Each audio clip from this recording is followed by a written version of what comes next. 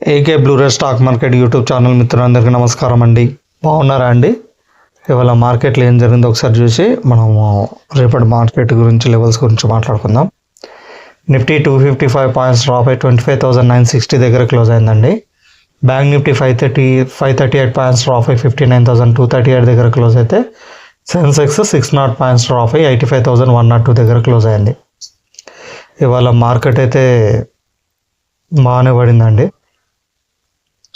దాని గల కారణం మనం మాట్లాడుకుంటే, ఇప్పుడు 10th నాడు యుఎస్ మీటింగ్, అది ఫెడ్ మీటింగ్ ఉంది యుఎస్ వాళ్ళది. మనకు ఎలాగో 5th నాడు మన ఆర్బీఐది రేట్ కట్కి సంబంధించింది మీటింగ్ అయింది. వాళ్ళు రేట్ కట్ చేస్తా అన్నారు. మార్కెట్ మంచిగా పెరిగింది. ఈ క్యాండిల్ అదేనండి రేట్ కట్ ఫ్రైడే రోజు. కానీ ఈరోజు ఇలా తగ్గిపోవడం గల కారణం ఏంటంటే, ఒకటి ఇండిగో ఇష్యూ తెలుసు అనుకుంటాను మీకు అందరికీ. మన పుతిన్ వచ్చినప్పటి నుంచి ఇష్యూ రేజ్ అయిందండి.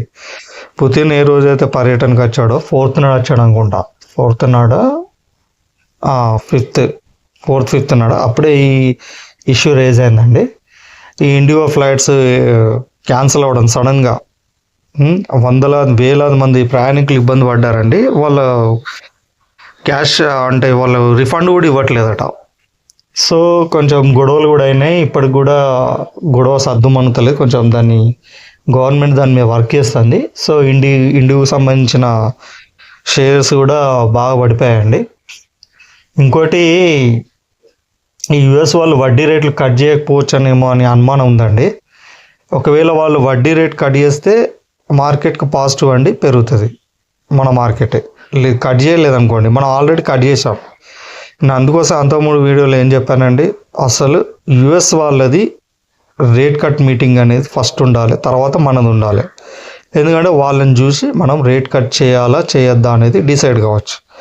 ఇప్పుడు ఏమైపోయింది, మనం రేట్ కట్ చేసాం. ఒకవేళ వాళ్ళు కనుక రేట్ కట్ చేయలేదనుకోండి, యుఎస్ వాళ్ళు 10th నాడు ఉంది, బుధవారం నాడు ఉంది ఫెడ్ మీటింగ్. అప్పుడు పావెల్ కనుక రేట్ కట్ చేయలేదనుకోండి, మనకి ప్రాబ్లం అండి. ఎందుకంటే అక్కడ వడ్డీ రేటు ఎక్కువ వస్తున్నప్పుడు మన ఇండియన్ మార్కెట్లో డబ్బులు ఎందుకు పెడతారు ఎఫ్ఐఎస్ ఫారినర్స్? సో వాళ్ళు తీసుకెళ్ళి మళ్ళీ అక్కడే పెడతారు, యుఎస్లోనో లేకుంటే ఇంకెక్కడ ఎక్కువ వస్తుందో, మనకంటే ఎక్కువ వడ్డీ ఇక్కడ వర్కౌట్ అవుతుందో అక్కడికి వెళ్తారు, ఆ దేశానికి వెళ్తారు. సో ఇది అనుమానమేనండి. మనకు అసలు మీటింగ్ వచ్చి 10 నాడు, మనకు అది గురువారం నాడు అంటే బుధవారం నాడు మిడ్ నైట్ అయితే మనకు గురువారం నాడు మార్కెట్లో రిఫ్లెక్ట్ అవుతుంది. సో ఇది అనుమానమేనండి, అనుమానంతో పడిపోయింది. ఇంకోటి ఇండిగో ఎఫెక్ట్ అండి. సో వాళ్ళ ఇన్ఫ్లేషన్ కూడా మళ్ళీ పెరిగే ప్రమాదం ఉందని కూడా అనుమానం ఉంది. ఇన్ఫ్లేషన్ పెరిగితే మరి రేట్ కట్ ఉంటుంది. మరి ఇదేందో నాకు అర్థమవుతలేదు. ఇటు ఇన్ఫ్లేషన్ పెరుగుతుంది అనడం, రేట్ కట్ ఉండకపోవచ్చు అనడం, ఈ అనుమానం ఏందో నాకు అర్థం కాలేదు. సో మొత్తానికి అయితే ఇది ప్యానిక్ అండి. మార్కెట్ అయితే ఇలా ప్యానిక్ అయిపోయి పడిపోయింది. ఈ పరిస్థితి మనకు గురువారం వరకు అంటే ఇంకొక 2 రోజుల వరకు అలానే ఉండేలా ఉంది. ఇక 9 అంటే ఎల్లుండి అంటే రేపు మిడ్ నైట్ వరకు ఏందనేది వచ్చేస్తుంది రిజల్ట్. అది మనకు ఎల్లుండి గురువారం నాడు రిఫ్లెక్ట్ అవుతుంది. చూడాలి ఏమవుతుందో. ఇదైతే మార్కెట్ ఒకటే రేంజ్లో అండి, అదే రేంజ్లో ఎక్కడి నుంచి అండి ఇది బాగానే పెరిగింది. 325 వరకు ఆల్ టైమ్ హై వెళ్ళింది అనుకునే టైంకి మళ్ళీ మార్కెట్ పడిపోయింది.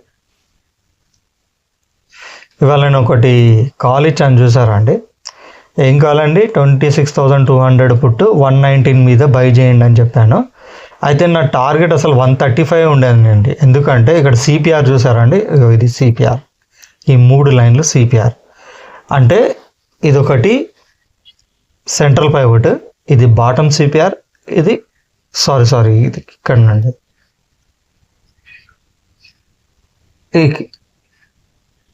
ఇది సిపిఆర్ అండి. ఈ బ్లాక్ లైన్ పైది టాప్ సిపిఆర్, కింది లైన్ బాటమ్ సిపిఆర్, ఇది సెంటర్ పైవట్ ఈ పింక్ కలర్లో ఉంది. అయితే ప్రైస్ ఎప్పుడైతే ఈ పింక్ కలర్ మీదకి వచ్చిందో నేను ఏమనుకున్నానంటే ఈ బాటమ్ లైన్ వరకు వచ్చి మళ్ళీ ప్రైస్ రివర్స్ అవుతుంది అనుకున్నాను. ఎందుకు అనుకున్నానంటే ఒకవేళ ఇది క్రాస్ అయితే పైకి వెళ్ళే ఛాన్సెస్ ఉన్నాయి. కాకపోతే ఇక్కడ చూసారా అండి, వీక్లీ పైవట్ ఉంది, ఈ ఆరెంజ్ కలర్, ఇంకోటి పైన రెడ్ కలర్ది R1 ఉంది.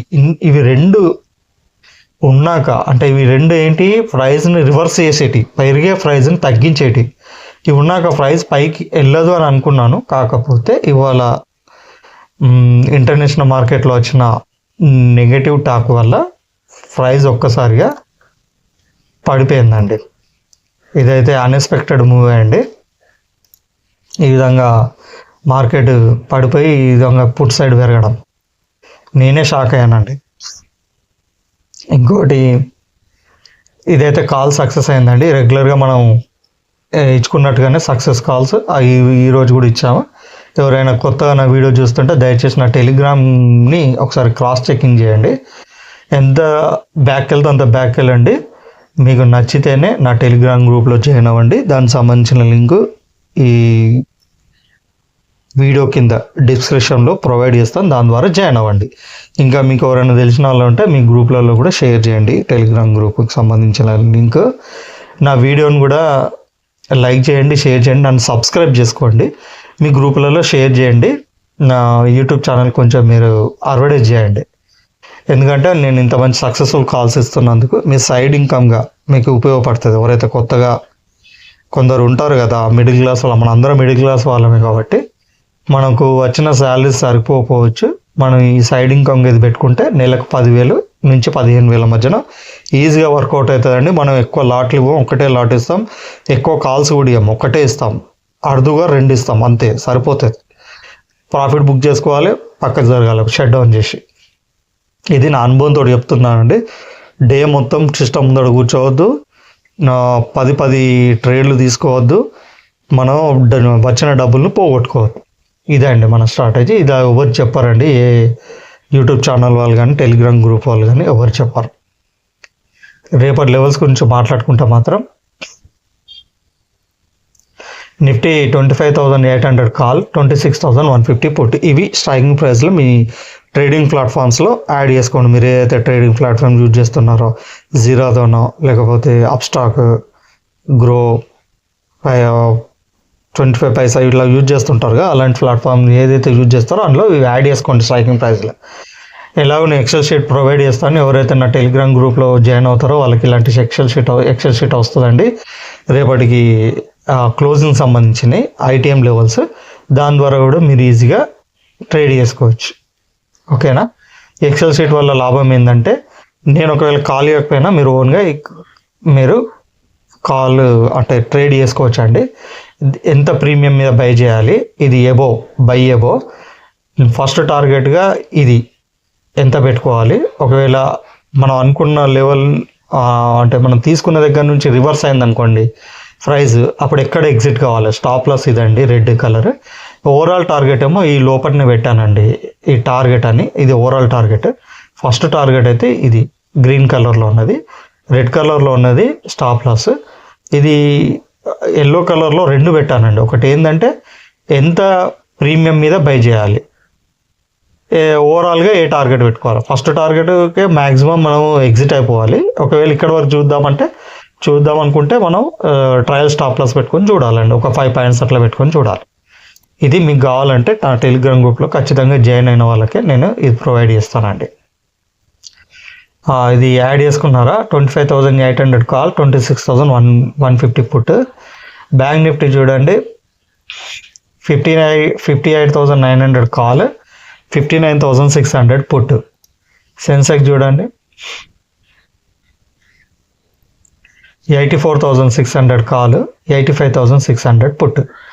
ఇవి మీరు మీ ట్రేడింగ్ ప్లాట్ఫామ్స్లో ఏదైతే యూజ్ చేస్తున్నారో ఆ నేను చెప్పిన స్ట్రైకింగ్ ప్రైస్లో యాడ్ చేసుకోండి. ఒకవేళ వీడియో పాజ్ చేసైనా మీకు అర్థం కాకపోతే, ఫాస్ట్గా అనిపిస్తే నేను చెప్పేది పాజ్ చేసి మీరు అది నోట్ చేసుకోండి, వాటిలో మీ ట్రేడింగ్ ప్లాట్ఫామ్స్లో యాడ్ చేసుకోండి. ఓకేనండి. మార్కెట్ తోటి అయితే ఎల్లుండి వరకు అయితే జాగ్రత్త అండి. ముఖ్యంగా రేపు ఎవరైతే నైట్ అవుట్ అంటే ఓవర్ నైట్లో మాత్రం మీరు ఏ ట్రేడింగ్ను హోల్డ్ చేయకండి. ఓకేనా? ఏదున్నా మనం లైవ్ మార్కెట్లను చూసుకుందాం. ఓకేనా? ఇంతేనండి. కొంచెం మీ సపోర్ట్ కావాలి కాబట్టి యాజ్ యూజువల్లీ ఎప్పుడు అడిగినట్టుగానే మళ్ళీ అడుగుతున్నాను. దయచేసి నా వీడియోని లైక్ చేయండి, షేర్ చేయండి, నా ఛానల్ సబ్స్క్రైబ్ చేసుకోండి, మీ గ్రూపులలో షేర్ చేయండి. ఓకేనా? మరో వీడియోతో మళ్ళీ రేపు కలుస్తాను.